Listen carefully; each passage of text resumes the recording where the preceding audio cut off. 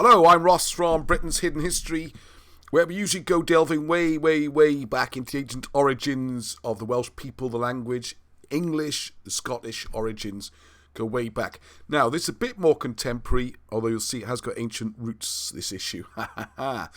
Because something has started happening quite a lot lately, something prompted me to do a video about this, is people saying this badge, which the modern version is more like this, and appears on Welsh rugby jerseys, shouldn't be there because it's German. And you can see why people would think this. So I've got the bigger version here, look, hang on, the scarf. The fluffier version, hang on a second. Well, this is an interesting Wales-England game. We can look at the Red Rose or some other discussion. In fact, that's probably not English at all. Definitely shouldn't be on there. But that's for another discussion.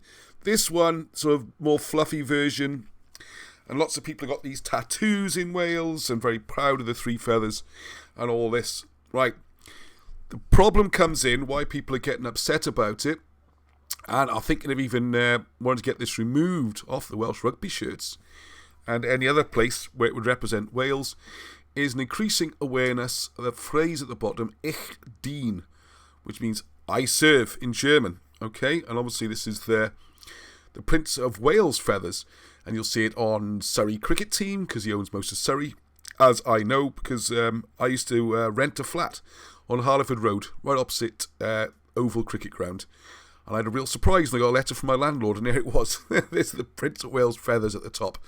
So there's a lot of land around there, so this is supposed to be an I serve. Now, why it's on the Surrey badge and what Surrey is and who the people of Surrey are is another one from our discussion. Everything's wrong, right? Everything's upside down. Anyway, Ich dien in German. Now, if we go to...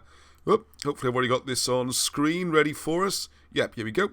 If we go to Wikipedia and look at the Prince of Wales's feathers, you got the traditional thing. If you look, I want you to look particularly at the arrangement of the feathers here. There's three feathers, and that's the Black Prince's shield, and that's supposed to mean for peace, okay? And you can read all this yourself, go and look it up, and you'll find that sometimes it was one feather, two, three, always in this kind of, well, all sorts of patterns, but not in the modern one, all right? So the first time the modern one is supposed to be, interestingly, someone called Arthur, Prince Arthur, 1486 to 1502. And Arthur was the eldest son of Henry VII. Now this is the time after the Battle of Bosworth, when Henry VII flew the Welsh Red Dragon to raise his troops in Wales, and when defeated Richard III, and we had the start of the Tudor dynasty, which coincidentally actually is where this red rose starts to come into play. We'll do that another time, so I'll try and keep this short, okay? So as we get this idea of the arrangement of the feathers, and this could be the key, right? Now, the other thing is why do they do this, okay? Well, one of the popular stories which I was always brought up on is this John of Bohemia. He's this brave knight. You can read more details about it. He couldn't see, but he got a knight either side of him on his horse when the Battle of Crecy was being lost to drive him into the enemy so he could fight. Obviously, he got killed. Seems like a really weird story, but that's one of, it's even made to Wikipedia, and very strange. And it's supposed to be that the Black Prince was so impressed when he saw his dead body. He said, I'm having those feathers and I'm going to put them on my head, and that's going to be my logo. And Ich dien has kind of come into it as well. But again, none of this has got any real historical basis, and there's no evidence of King John having used these ostrich feathers. So where's it all come from? And it is even mentioned on here, a key fact in English army's victory at Crecy was the use of Welsh archers. Well, it was a Welsh victory, really. It wasn't just Welsh archers. And Edward's pride in the men of Wales, I like this, well, I did put it on here, it's quite funny. It also said to have been Edward's pride in the men of Wales, which led him to adopt a symbol alluding to their assistance. So the medieval German motto, Ich dien, I serve, is a near homophone. That means it sounds exactly the same as the Welsh phrase Ich dien, meaning your man, to endear the Black Prince to the Welsh soldiers. Again, there's no historical evidence for this at all, alright, and it seems unlikely. And then there's another folk story that's come up, which is the First World War. It was rumoured that they changed it from the German Ich dien to Ich dien, to avoid the use of German, which, that would make sense, wouldn't it? If you're fighting a war against Germany, why would you have a German motto onto it? Right, now, with all these things, what I'd like to do is then have a little look behind the scenes. Oh, I'm supposed to say on slideshow. Come on. Current slides. Here we go. All right, so what we like to do in Britain's Hidden History a lot is delve much, much further back and look into the words and the language and get out old dictionaries. You can get reprints, not too expensive. I'm not selling these, all right, from a company called Gian. I don't know who reprinted this one. Anyway, this is an 1803 dictionary. It's a big fella. It's in 2 volumes because the problem is the Welsh language changes a lot over time. Ugh. This is a reprint of a 1688 one. Not as large, but hey, there's a lot of old words in there which you don't see anymore or have been changed, or the meanings have been changed. So, with the help of Tim Lewis, triggered me onto this. Got a slightly different way, Tim, so surprise coming for you as well. Have a look to see where these words might have come from. Alright, so, Ich dien is what appears. Is it on there? It's not on the WRU badge, it's got WRU, Welsh Rugby Union, and Cymru for Wales, of course. Alright, so Ich dien, I serve German. That checks out. Go on to Google Translate. Check everything, alright? That's the secret of life. Ich dien, it's not really a homophone. You don't say Ich dien, it's I. Anyway, let's go with Ich dien. Your man, this rumour, World War I. You saw it on Wikipedia. Can't find that anywhere. And then they proposed it was changed to Ich dien, your man, World War I. Now, where does this word Ich come from? As it says there. Ich is yours or yours. So that makes sense. Your man, all this kind of stuff. But a few other things come up as well. If you look at Eichiad, is a founding or a crying out, or to sound, to utter a noise. It's like a sort of this kind of thing. So what is Eichaug is what is loudly uttered, loud fame. Now the reason we look into the roots is you find Welsh works differently to a lot of languages. These roots go off and the words become groups of words and they have multiple meanings. I'll come on to the symbol itself in a minute, alright? It's not just a big nerdy word talk, just to get you going. And Yach is a pedigree, which I think is less likely, okay? So we could have loudly uttered here, or yours. Now, what about the deen? Now, this is more interesting, because this word, if you look it up in the old dictionaries, deen is rather sinister. And this is where you get deen, and deenith is death or execution. That's not so much fun, suddenly, is it? And deen, in the 1803, extinction. I want you to remember that word, extinction, death, and violent death. Now, some people start immediately to jump and tie this in with all sorts of stuff about the royal family being, I don't know, whatever, satanic, death, cultists, all this kind of thing. I'm going in a slightly different direction with this one, okay? We're not looking at that kind of stuff. So, deen, without emotion, undisturbed. Again, 1803, not fleeing or unretreating. Deenilth. So again, we've got these different variations, but the key word means death or execution or extinction, violent death.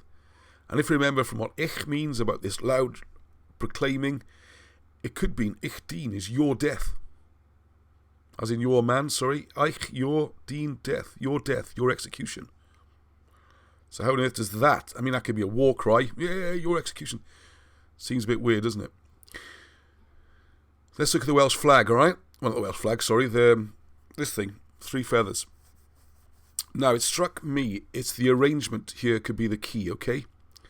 If you look more into the ostrich feathers, that seems to be a bit of a diversion because, well, there were no ostrich feathers involved, and there's stories like Osterich or whatever as a place where you could use an ostrich, like a visual pun to bring the feathers in, but nothing that connects ostriches to Wales.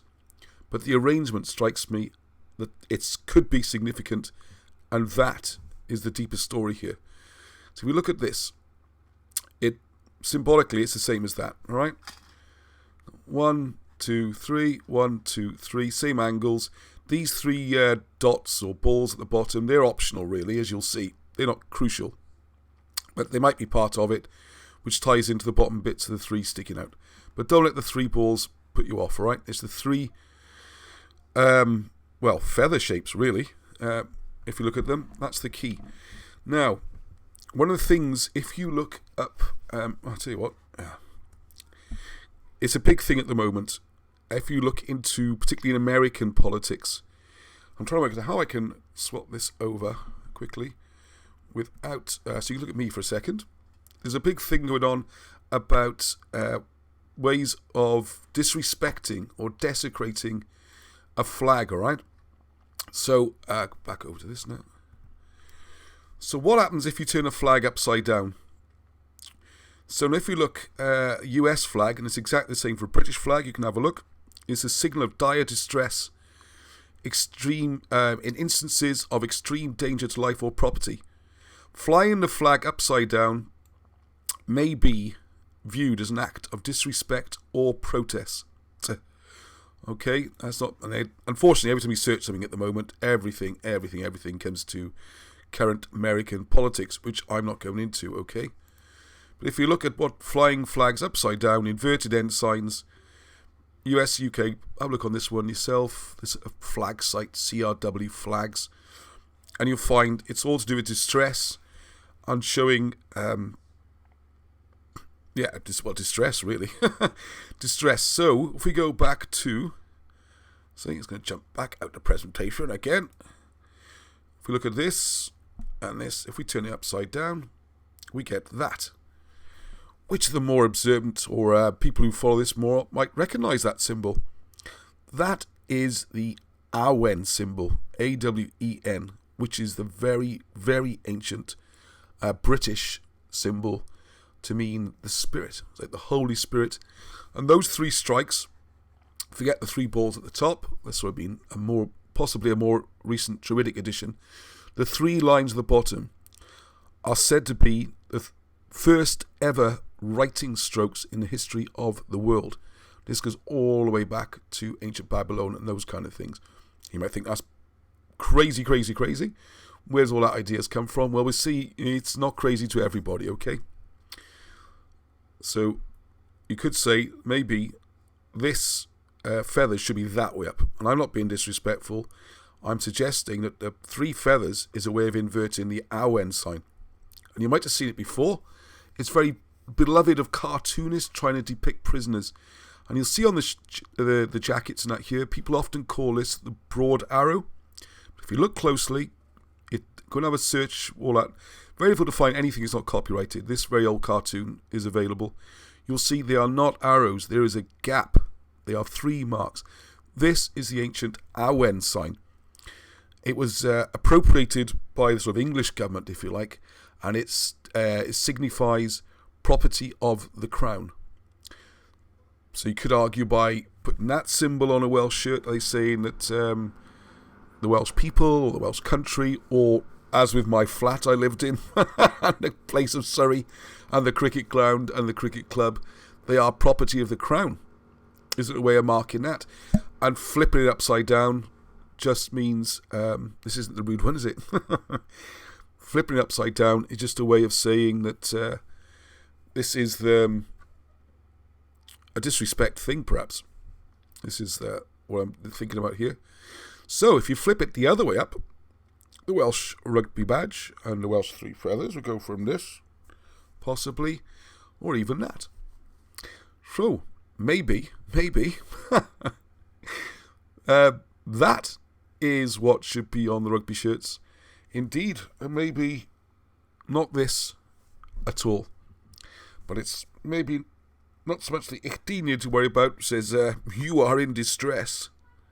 It's also the most ancient symbol on the planet being flipped upside down to show that we really are in distress.